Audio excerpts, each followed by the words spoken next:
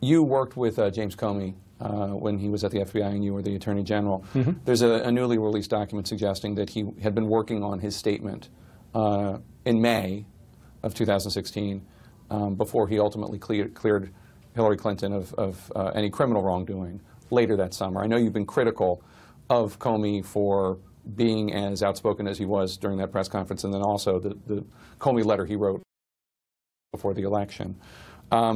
President Trump tweeted that the memo that's been released, this newly released document, suggests that Comey wanted to clear Hillary Clinton, quote, long before the investigation was complete. What's your take on all this? Well, I've been critical of Jim Comey, but I've also known Jim Comey for, 20, 30 years.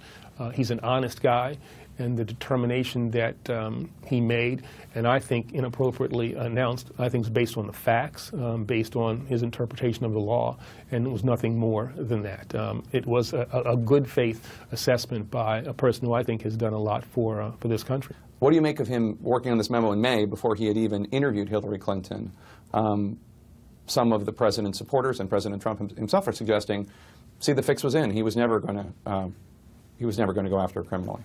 Well, assuming the facts are as you say, you can make determinations about where an investigation is likely to go before you actually speak to the subject of that investigation. That inquiry had been underway for an extended period of time. A lot of resources had been used, a lot of people had been spoken to, a lot of documents had been reviewed. And so you can get to, pretty close to the end of an investigation and understand where you're going to go with it before you actually talk to the subject of the investigation. And my guess is that's probably where Jim Comey was.